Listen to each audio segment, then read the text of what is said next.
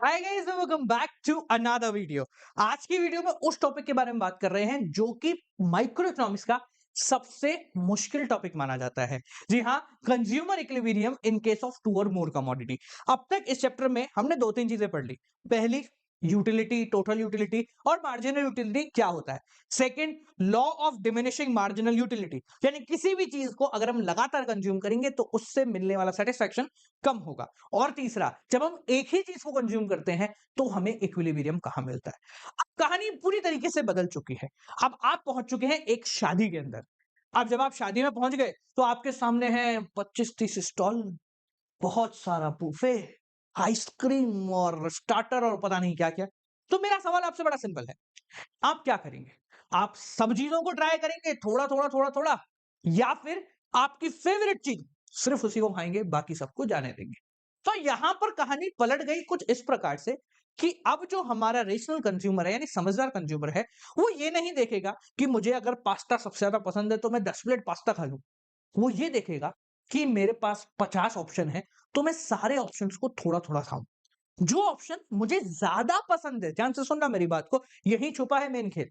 जो ऑप्शन मुझे ज्यादा पसंद है, फर्ज कीजिए मुझे व्हाइट पास्ता बहुत ज्यादा पसंद है, तो मैं उसकी आधी की जगह 1 प्लेट या एक की जगह 1.5 प्लेट खा लूंगा, पर मैं ट्राई सब कुछ करूंगा। तो ये क्या हुआ? ये हुआ एक रेशनल कंज्यूमर का बिहेवियर। तो कहानी यहां पे भी यही है कि आपके पास है बहुत सारे ऑप्शन। आप पहुंच चुके हैं किसी चौपाटी पे जहां पर 1 2 3 4 5 6 7 8 9 10 पता नहीं कितने ही ऑप्शन आपके सामने अवेलेबल है।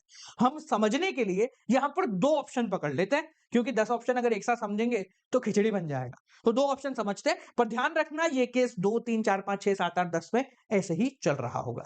ठीक है, तो मान लेते हैं कि हमारा कंज्यूमर है, वो बाजार में गया, उसकी जेब में है 60 रुपए।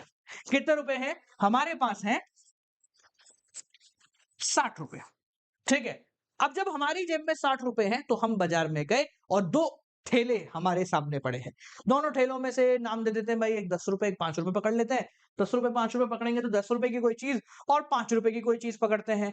क्या पकड़े बोलो? 10 रुपए का हम पकड़ते हैं, आ, चलो मोमोज पकड़ लेते हैं तुम्हारे, मोमोज। और 5 रुपए के पकड़ते हैं हम आइसक्रीम। ठीक है, दैट विल बी बेटर। तो 10 रुपए के मोमोज और 5 रुपए की आइसक्रीम, या मोमोज भी छोड़ो, थोड़े देसी पे आता है अपन। ठीक है, यहाँ पे लेते हैं गोलगप्पे। गोलगप्पे, ठीक है, इसको अलग अलग प्रांतों में अलग अलग नाम से बोलते हैं, तो आपके यहाँ पर पानी के बताशे, गोलगप्पे, टिकिया, जो भी बोलते हो वो चल जाएगा। ठीक है जी, तो आपके पास है 60 रुपए, गोलगप्पे और आइसक्रीम, ये दोनों आपको खानी है। पहले कॉन्सेप्ट समझ लेते हैं, फिर अपन खाने पे चलते हैं। तो भाई क्या कहता है? तो कंज्यूमर इक्विलिब्रियम कंडीशन ये कहता है कि अगर आप दो या दो से ज्यादा चीजें खाने जा रहे हैं, कंज्यूम करने जा रहे हैं, तो आप ये नहीं देखोगे कि प्राइस के बदले में कितना सेटिस्फेक्शन मिल रहा है।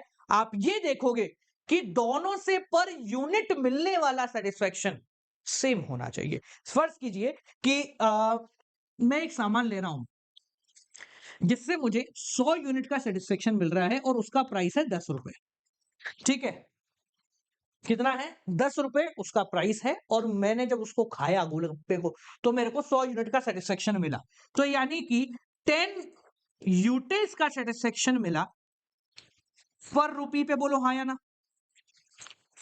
अगर 10 रुपए खर्च करने पर 100 का सेटिस्फेक्शन मिल रहा है, तो मैं ये मानूंगा कि हर 1 रुपया खर्च करने पर मुझे 10 का सेटिस्फेक्शन मिल रहा है। एक खर्च करने पे 10 मेरे पास आ रहे हैं। तो कंज्यूमर इक्विलिब्रियम की कंडीशन ये कहती है कि अगर आपको 1 से 10 मिल रहा है एक चीज से, तो आप दूसरी चीज को भी तब तक खाओगे जब तक आपको उससे भी 1 से 10 नहीं मिल जाता। इसको समझिए एग्जांपल से। पहले एक बेसिक इसका पॉइंटर या फिर इक्वेशन देख लो। इक्वेशन कहती है MUX अपॉन PX, यानी यूनिट एक्स से पर रुपी कितना मिल रहा है, ये बराबर होना चाहिए MUY अपॉन PY से, यानी दूसरी चीज जो आप खा रहे हो उसके। ऐसे समझो कि आपके सामने पास्ता और चाउमीन है शादी में, तो आपको पास्ता ज्यादा पसंद है तो आपको उससे ज्यादा सेटिस्फेक्शन मिलेगा। चाउमीन थोड़ी कम पसंद है तो उससे कम मिलेगा। तो आप उनको तब तक खाओगे पास्ता को और खाओगे। क्यों? क्योंकि मुझे ज़्यादा अच्छा लग रहा है। कब तक खाओगे? जब तक वो चाउमीन के बराबर नहीं आ जाता। ठीक है? इसको समझने के लिए हम एक एग्ज़ाम्पल देखते हैं। पहले एग्ज़ाम्पल पे आते हैं ताकि बेहतर समझो, फिर अपन वापस थ्योरी पे आ जाएँगे। तो हमारी जेब में है ₹60। हमारे पास 2 ऑप्शन है, एक है गोलगप्पे जो कि ₹10 के आते हैं और एक है आइसक्रीम जो कि ₹5 के आते हैं। ठीक है? फर्ज़ कीजिए कि हम बाज़ार में गए और हमने पहले गोलगप्पा खाया। तो क्योंकि गोलगप्पे बहुत दिनों बाद खाए थे, तो मुझे उससे मिले 100 का सैटिस्फैक्शन। ध्यान रखना, पहली प्लेट गोलगप्पा मैंने खाया ₹10 का, उससे मुझे मिला 100 यूटिल का सैटिस्फैक्शन। कितना है? 100 यूटिल। ₹10 खर्च करने पे 100 का सैटिस्फैक्शन मिला, तो मैं कह सकता हूं कि MUX अपॉन PX कितना है? 10, यानी 100 अपॉन 10 कितना हो गया? 10। यानी कि पर रुपया जो गोलगप्पे पे मैंने पहली प्लेट में खर्च करा, मुझे उससे मिला ₹10 का सैटिस्फैक्शन। ठीक है? अब मैंने जब एक प्लेट खा ली, तो दूसरी प्लेट खाए। दूसरी प्लेट खाई तो पहले के मुकाबले थोड़ा कम अच्छा लगा, तो 90 का सैटिस्फैक्शन मिला। प्राइस तो भाई उसका 10 का 10 ही है। इसी प्रकार से 80 का 8, 70 का 7, 60 का 6 और 50 का 5। यानी कि जब मैंने छठी प्लेट खाई तो मुझे मिला 50 का सैटिस्फैक्शन ₹10 खर्च करके। तो 50/10 यानी कि पर यूनिट कितना हो गया? 5। यहां तक समझ में आ गई टेबल? कोई दिक्कत, कोई परेशानी है? ठीक है? अब बात करते हैं एक बारी अपने आइसक्रीम की। तो अगर मैं आइसक्रीम खाने जाता हूं, तो आइसक्रीम भी मैंने बहुत समय बाद खाई है। पर हाँ, आइसक्रीम पहली बात तो सस्ती है, तो सैटिस्फैक्शन इतना नहीं मिल पाएगा। दूसरी बात, अभी थोड़े टाइम पहले 2-3 महीने पहले मैंने खा ली थी। तो पहली यूनिट जब मैंने आइसक्रीम खाई तो मुझे सैटिस्फैक्शन मिला 35। कितना भी हो सकता है, ये मैंने अपनी इच्छा से नंबर लिया, आप अपनी इच्छा से कोई भी नंबर ले सकते हैं। पर थोड़ी समझदारी रख के नंबर लेना है, बताऊंगा कैसे। देखो, तो ₹5 खर्च करने पर 35 का सैटिस्फैक्शन मिला, तो पर यूनिट कितना हो गया? 35/5 दैट इज इक्वल टू 7। अब एक आइसक्रीम खा ली तो दूसरी की फिर इच्छा करी, फिर तीसरे की इच्छा करी। तीसरी आइसक्रीम पर मिला 25 का सैटिस्फैक्शन, पैसे खर्च हुए 5, 25/5 हुआ 5, 10 इक्वल टू 4, फिर 3, फिर 2। ठीक है जी, समझ में आ गया? क्लियर है यहां तक? कोई प्रॉब्लम? टेबल समझ में आ गई सबको? अब 2 सवाल। सर ये टेबल तो क्लियर हो गई कि जैसे जैसे हमने खाया हमें सैटिस्फैक्शन मिलता गया। पर बात है कि सर इक्विलिब्रियम कहां मिलेगा? तो इक्विलिब्रियम की कंडीशन क्या कहती है कि देख भाई, जब तू अपनी प्लेट छोड़ेगा तो ना तो तुझे आइसक्रीम खाने की ज्यादा इच्छा करनी चाहिए, ना गोलगप्पे। दोनों की इच्छाएं बराबर होनी चाहिए, क्योंकि कंज्यूमर इक्विलिब्रियम का मतलब क्या होता है कि आप ना तो आगे जाना चाहते हो ना पीछे जाना चाहते हो, बस यहीं के मजे लेना चाहते हो। तो यहां पर कंज्यूमर इक्विलिब्रियम कब मिलेगा? जब मैं ना तो गोलगप्पे और खाना चाहता हूं, नहीं आइसक्रीम और खाना चाहता हूं, क्योंकि मेरे लिए अब दोनों बराबर है। गोलगप्पे ज्यादा अच्छे लग रहे थे तो ज्यादा खा ली, जब ज्यादा खाए एक और यूनिट अपन ने खाया तो उससे मिलने वाला सेटिस्फेक्शन कम हो गया। Law of diminishing marginal utility. ठीक है? तो क्या कहता है भैया, देखो, अगर मैं बात करूं गोलगप्पे और आइसक्रीम, ये दोनों का सेटिस्फेक्शन बराबर कहां हो रहा है, तो आप बोलेंगे सर देखो ये हो रहा, यानी कि पहली बार इनका सेटिस्फेक्शन बराबर हुआ जब 4 unit of good X, X मतलब golgappa, and 1 unit of good Y लिया। जब मैंने 4 प्लेट गोलगप्पे खाए तो गोलगप्पे से मिलने वाला सेटिस्फेक्शन हो गया पर यूनिट का 7। पहली आइसक्रीम खाने से ही 7 हो रहा था, तो मैंने कहा 4 प्लेट गोलगप्पे और एक आइसक्रीम खा के मैं घर जा सकता हूं, क्योंकि अब दोनों मेरे लिए बराबर है। ठीक है? पर हमारे पास कुछ और नंबर्स भी हैं। 5 unit of good X and 2 unit of good Y. Sir पर अगर मैं 5 प्लेट गोलगप्पे खाऊं और 2 प्लेट आइसक्रीम खाऊं, तो भी मेरे को उतना ही मजा आ रहा है, तो भी दोनों बराबर के बराबर ही चल रहे हैं। अच्छा, एक जगह और है, 6 unit of good X and 3 unit of good Y.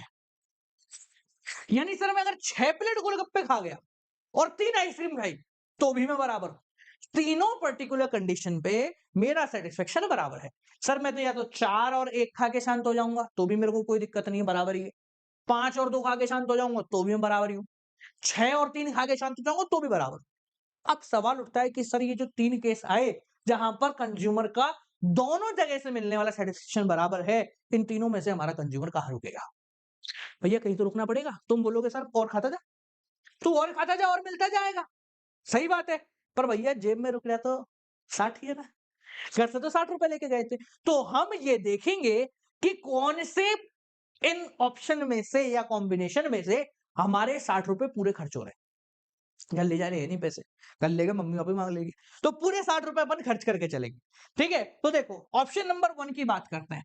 4 plate गोलगप्पे, गोलगप्पे कितने के? 10 रुपए के, तो 40 रुपए। मैं इधर लिख देता हूं ताकि अपने को अच्छा लगे, है ना। हट जा भाई।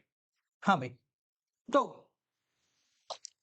पहले ऑप्शन में 4 प्लेट गोलगप्पे 40 रुपए प्लस 1 प्लेट अपना क्या हो गया, आइसक्रीम 45 रुपए। सही कैसे आया? बहुत आसानी, देखो हमने करा MUX इंटू PX, ओ MUX क्या, रुको,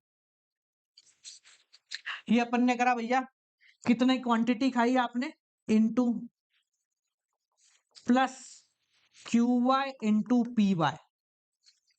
इसको अपन बोलते हैं मनी की इक्वेशन। क्या बोलते हैं? बजट लाइन की इक्वेशन भी बोलते हैं इसको, कि भाई एक्स की कितनी क्वांटिटी है, 4 यूनिट खाई, हर एक बार गोलगप्पे कितने रुपए के? तो 10 रुपए के, तो QX इंटू PX, यानी quantity of x into price of x. ये करा तो भाई 40 रुपए खर्च हो गए। और अपना आइसक्रीम 5 रुपए की थी, तो क्वांटिटी ऑफ वाई 1 और प्राइस 5 रुपए। तो भाई यहाँ पे तो 45 रुपए खर्च हो रहे, 15 रुपए भी बच रहे हैं। ऑप्शन नंबर 2 देखते हैं। ऑप्शन नंबर 2 कहता है 5 यूनिट ऑफ गोलगप्पा 50 रुपए, 2 यूनिट ऑफ आइसक्रीम 10 रुपए, पूरे 60 रुपए यहाँ खर्च होगा, खुश हो जा। पर एक बार तीसरा ऑप्शन भी चेक कर लेते भाई, क्या भरोसा, तीसरे पे ज्यादा मिल रहा हो तो मैं ज्यादा खाऊंगा ना। देखो पैसे खर्च हो गए पूरे 60, फिर भी मुझे ज्यादा सेटिस्फेक्शन मिल रहा तो मैं तो ज्यादा के लिए तरफ ही भागूंगा। ठीक है, तो 6 यूनिट ऑफ गुड एक्स 60 रुपए, 3 यूनिट ऑफ आइसक्रीम 15 रुपए, ये तो ज्यादा हो गया, ये अपने बस की नहीं है, इस पे अपन रुकेंगे नहीं। तो कंज्यूमर कहां रुकेगा? कंज्यूमर बोलेगा कि भाई मुझे मेरा इक्विलिब्रियम मिलेगा at a point at which 5 unit of X and 2 unit of Y. अगर मैं ये खाता हूं तो मेरी जेब भी पूरी तरीके से खर्च हो जाएगी, साथ साथ में मुझे ये, जब मैं टेबल से उठूंगा तो मुझे कोई भी चीज ज्यादा अच्छी या ज्यादा बुरी नहीं लगेगी, क्योंकि जो मुझे ज्यादा अच्छा लगा था वो मैंने ज्यादा खा लिया।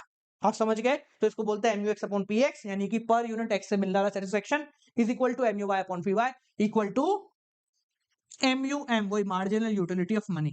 इस पर्टिकुलर कंडीशन में MUM 1 नहीं होगा, क्योंकि मेरे पास बहुत सारे ऑप्शन हैं। यहां पर 3 ऑप्शन होते, 4 होते, 5 होते, 50 होते, तो भी हम क्या करते, इसी तरीके से देखते कि कहां पर सब सेम आ रहे हैं, फिर उसको बजट के सामने रखते और अपना आंसर निकाल लेते। इसमें कुछ वो देख लेते हैं कि भैया इनको क्या क्या बोलते हैं। तो इसको law of equi marginal utility बोलते हैं। क्या? इक्वी मार्जिनल, मतलब हम सबके मार्जिनल को इक्वल कर रहे हैं, तो law of equi marginal utility बोलते हैं, लॉ ऑफ मैक्सिमम सेटिस्फेक्शन बोलते हैं, और गॉसिन का सेकंड लॉ बोलते हैं। गॉसिन व्यक्ति है जिसके दूसरे लॉ के नाम से भी इसको जानते हैं। तो सर गॉसिन का पहला लॉ कौन सा था? गॉसिन का पहला लॉ था law of diminishing marginal utility, कि किसी भी चीज को खाओ तो आपका सेटिस्फेक्शन कम होता जाएगा। समझ गए? अगर आपको ये चीज समझ में आ गई हो तो बधाई हो, आपको माइक्रो में कोई भी दिक्कत नहीं आने वाली, कभी कोई दिक्कत नहीं आने वाली, क्योंकि ये सबसे मुश्किल टॉपिक था। और अगर नहीं आई है तो इस वीडियो को वापस प्ले करके देखो, क्योंकि वो आपके लिए बहुत ज्यादा जरूरी है। ठीक है, तो चलो मिलते हैं आप लोगों से अगली वीडियो के साथ। कोई दिक्कत परेशानी हो तो जरूर बताएं। चल दें, कीप ऑन वॉचिंग।